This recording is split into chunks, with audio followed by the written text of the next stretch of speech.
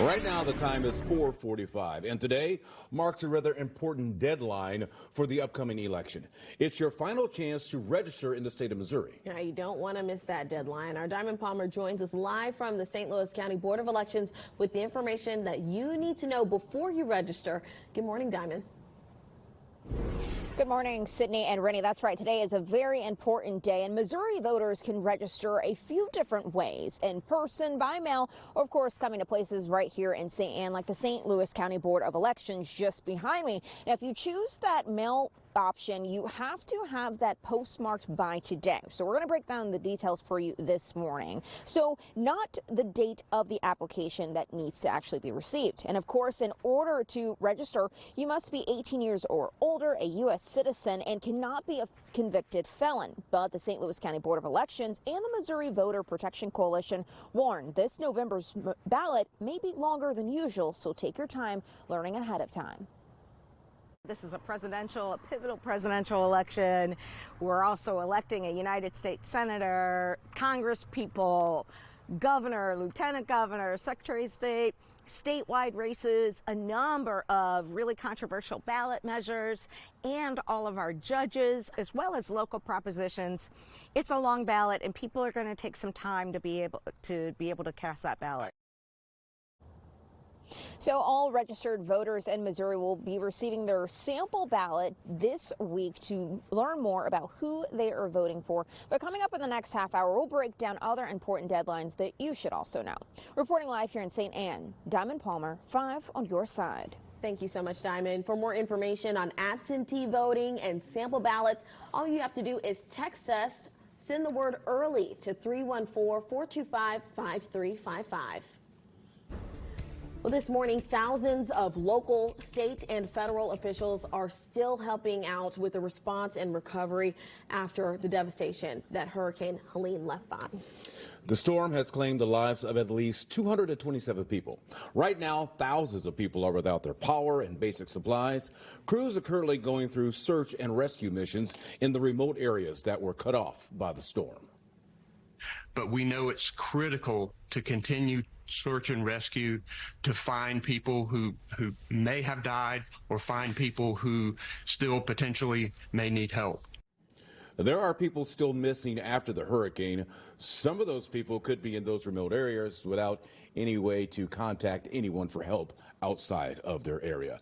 Let's get over to Anthony Slaughter right now, and while they're still trying to clean up from Helene, here comes Milton. Just, more trouble for all the folks. Well, and the crazy thing is, Helene didn't even make landfall in Tampa. I mean, this thing moved so far north, even though they did get brushed by it, and it still had devastation. So, I mean, this is going to move right over. The eye wall is going to move right over Tampa and Sarasota, and it's the eye wall. It's right at the center where the worst of the wind is. That's usually where the worst of anything really is, coupled with the heavy rain and even tornadic activity. Sometimes you have tornadoes that spin up in these hurricanes as well. So this is Milton. These are the stats on it. Hurricane Milton, a Category 5, winds at the center 160 miles per hour. It's moving to the northeast at 7, and the pressure is really low.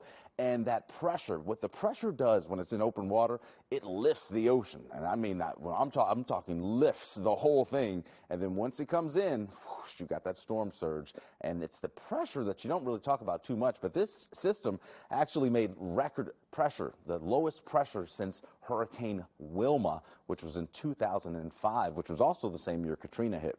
So here we go, Futurecast. You can see this thing's going to maintain a Category 4 strength as it makes landfall somewhere around the Tampa Bay area. So really from Tampa, Clearwater, St. Pete Beach, down to Sarasota, and all those small little inlets there just south of Sarasota, those areas are going to get hit the hardest. Winds at the center, 130 miles per hour, and those are sustained winds. You're going to have gusts even higher, and you're also going to have the storm surge that could reach 10 to 15 feet at the beach, and then, of course, the 10 to 15 inches of rain that's going to extend as far inland as Orlando. So here are the stats on Milton. This is the pressure, and in fact, as I mentioned, this has had the lowest pressure with this storm. Yesterday, it dropped down to 897 millibars, which makes it the second strongest since Hurricane Wilma, going all the way back when records been kept since 1979. And you look at some of these other names. I mean, Hurricane Camille, that was one that I remember, growing up hearing a lot about.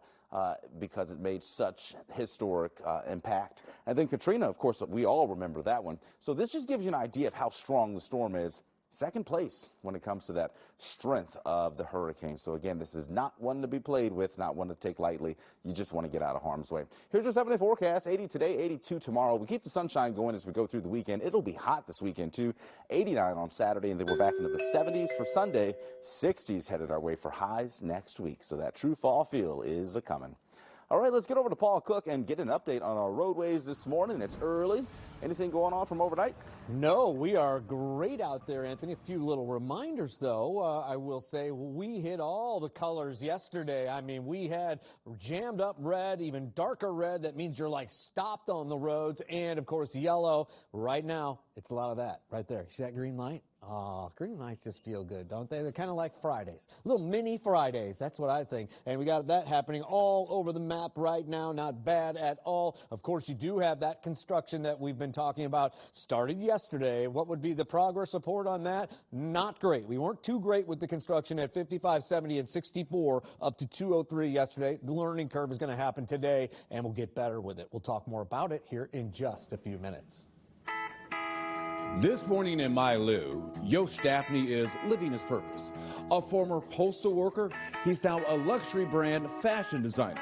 A couple of life-altering moments motivated the self-proclaimed creative to make a change. A person I think she's a big inspiration to my brand. and a moment. It was very scary. Provide fashion designer Yost Daphne I actually made everything I'm wearing today. with his motivation. I always had it in mind to become a designer. The person, She passed away in 2020. his late mother, It was really hard for me because me and my mom was like best friends. who before her passing nurtured his creativity. She never like downed it. She never thought differently of it, even if she didn't understand. I think creative people, they need that push. They need that support system. The moment that shifted his life's direction came on a rainy day.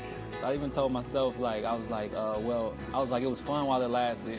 I told myself that at that moment. When he lost control on the road. My car hydroplaned and went into the median on the highway and it spun out. It was then My car was totaled, but I was fine. that his priorities changed.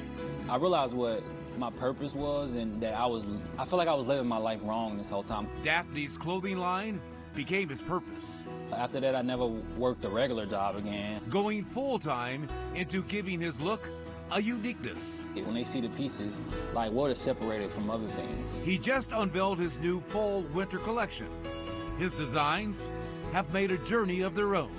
It was good, but it wasn't like what my brand is now. He has bigger plans. My idea for Daphne is to have my own flagship stores across the world, closer to the beginning of my legacy than the end. Hopefully I ain't close to the end. And as Yost Daphne continues to build his fashion legacy, he believes he is not alone. I feel like she see things like that I see. The motivation from his mom is always there. I feel like she with me through life.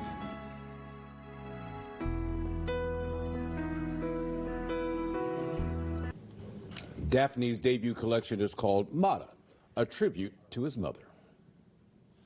Well, it's becoming the nightmare before Christmas. The new store, Spirit Halloween, will be opening just after this break.